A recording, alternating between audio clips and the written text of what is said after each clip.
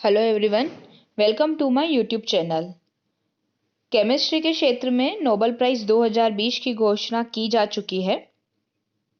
इससे पहले वाली वीडियो में मैंने जो नोबेल प्राइज़ ने फिजिक्स और मेडिसिन के क्षेत्र में जो नोबेल प्राइज़ दिया था, उनकी मैंने एक वीडियो अपलोड की है। दो सेपरेट वीडियो हैं, आप उन्हें ज़रूर चेक कीजिएगा। उसकी लिंक आपको डिस्क्रिप्शन बॉक्स में मिल जाएगी। ये जो दो विज्ञानी हैं, इमैनुअल शारपेंटियर जो कि फ्रांस की है और अमेरिका की जेनिफर डाउडना, उन्हें यह नोबेल प्राइज़ दिया गया है। जीनोम एडिटिंग की एक पद्धति इन्होंने विकसित की है, इन्हीं वजह से इन्हें यह प्राइज़ मिला है। इस पद्धति का जो नाम है, उन्होंने इसमें एक CRISPER केस 9 एक जेनेटिक टूल इन्होंने विकसित किया है। एक्चुअली ये जेनेटिक सीजर है, इन्हें विकसित किया है, मतलब जेनेटिक सीजर का इन्होंने नाम दिया है। जैसे कि आप स्क्रीन पर देख सकते हैं कि जो नोबेल प्राइज का ट्विटर अकाउंट है, उन्होंने ट्वीट करके ये जानकारी दी है कि इन दो विज्ञानियों को नोबेल प्राइज 2020 केमिस्ट्री के क्षेत्र में दिया जाएगा। अब हम इन दोनों के बारे में इनकी कुछ जानकारियां देख लेते हैं। जेनिफर ए डूडना जो है, उनका जन्म 1964 में वॉशिंगटन में हुआ था और यह यूनिवर्सिटी ऑफ कैलिफोर्निया बर्कली में प्रोफेसर है। और जो इमैनुअल शारपेंटियर है, उनका जन्म 1968 में फ्रांस के जुवीसी सर ऑर्ग में हुआ था। वह जर्मनी के बर्लिन में max Planck unit for the science of pathogens उनकी ये निदेशक है। अब जो इन्होंने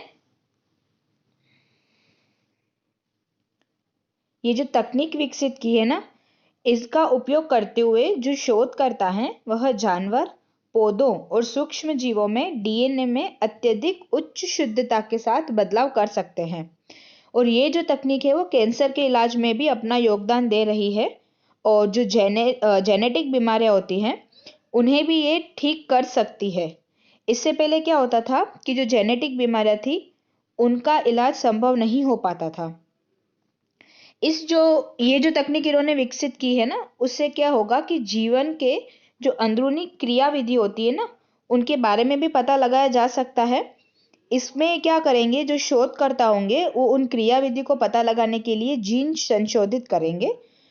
ये जीन संशोधन का काम पहले बहुत कठिन था, मतलब कभी कभी तो ये पॉसिबल भी नहीं हो पाता था। लेकिन इन्होंने जो जेनेटिक सीजर विकसित की है, जो ये टूल विकसित किया है, इससे जो जीवन के अंदर का जो कोड है ना, वो कुछ वीक में ही वे बदल सकते हैं। और इससे पहले तक क्या होता था कि यह काम लगभग पॉसिबल ही नहीं हुआ करता था। और इससे ये कैंसर के उपचार में तो ये सहायता कर ही रही है। अब जो फ्रांस की इमैनुअल शारपेंटियर है, उन्होंने पुरस्कार मिलने पर खुशी जताते हुए कहा कि यह उन लड़कियों को प्रेरित करेगा जो विज्ञान के क्षेत्र में काम करना चाहती है। इससे प्रेरणा मिलती है कि इन्होंने इतना बड़ा योगदान दिया और उन्हें जो नोबेल प्राइज है, जो सर्वोच्च पुरस्कार माना जाता है, उनसे वे एक दिन वे भी सम्मानित की जा सकती हैं। और जो अमेरिका के जेनिफर डाउडना है, उन्होंने कहा है, मुझे उम्मीद है कि इसका उपयोग जीव विज्ञान में नए रहस्यों को उजागर करने और मानव जाति को लाभ पहुंचाने के लिए किया जाएगा। नेचुरल सी बात है, जो इन्होंने काम किया है वह तारीफ काबिल है ही। अब हम देखेंगे कि नोबेल प्राइज के तहत उन्हें मिलता क्या क्या है। एक तो उन्हें एक प्रशस्ति पत्र मिलता है, उसके बाद एक गोल्ड मेडल मिलता है और 1 crore Swedish krona. Swedish krona में लगभग इंडियन करेंसी में हम बात करें तो 8.20 करोड़ या 8 करोड़ 20 लाख उनकी राशि उन्हें दी जाती है। और जो स्वीडिश क्रोना है, वो स्वीडन की मुद्रा है। अब ये जो जीनोम एडिटिंग को लेकर जो विज्ञानी समुदाय है, वो काफी समय से नैतिक सवालों से जूझ रहा है। कैसे कि 2018 में CSISPER के बारे में अधिकांश लोग जान गए थे। जो ये इन्होंने अभी विकसित किया है ना, उसके बारे में 2018 में लोग जान गए थे। कब? जब जो एक चीनी विज्ञानी थे, डॉक्टर ही जियानकुई, उन्होंने दुनिया को बताया था कि दुनिया के पहले जीन एडिटेड शिशुओं को बनाने में उन्होंने मदद की थी। जो अभी इन्होंने ये कोड जो चेंज करने में 1 वीक का भी कम टाइम लगेगा, मैंने आपको इससे पहले बताया था। तो यह एक चीनी विज्ञानी पहले बोल चुके थे, पर जो उन्होंने काम किया था वो मानव सभ्यता के लिए उपयुक्त नहीं माना जा, क्योंकि उन्होंने क्या किया है कि जीन एडिटिंग द्वारा उन्होंने शिशुओं को जन्म दिया है, परंतु इनका काम, इन विज्ञानियों का काम ये नहीं था। उसके बाद में क्या हुआ, एक इंटरनेशनल पैनल बनाया गया, उसमें रिपोर्ट जारी करते हुए कहा कि जो जीन एडिटेड शिशु हैं उनको बनाना अभी जल्दबाजी होगी, क्योंकि ये भी काम इतना पॉसिबल नहीं है कि आप जीन को एडिट करें और उससे एक नया शिशु या एक नए बच्चे का आप उन्हें पैदा करें। तो ये फिलहाल नैतिक रूप से भी ठीक नहीं होगा और विज्ञान अभी तक उसमें सक्षम भी नहीं है।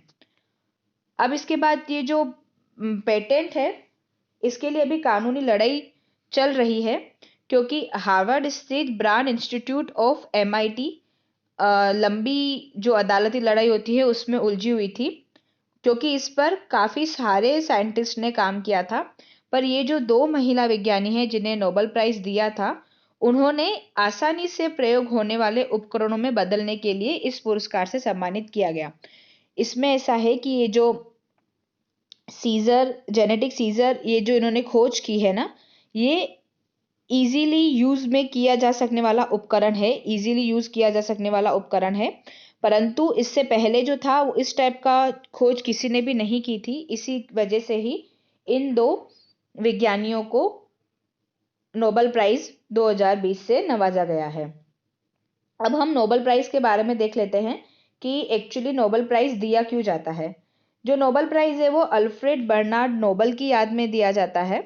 अल्फ्रेड जो हैं उन्होंने अपनी मृत्यु से पहले अपनी जो संपत्ति थी उसका एक बड़ा हिस्सा एक ट्रस्ट को दिया था, ताकि उन पैसों से मानव जाति के लिए जो काम करने वाले जो इंसान हैं, जो शख्स हैं, उन्हें सम्मानित किया जा सके।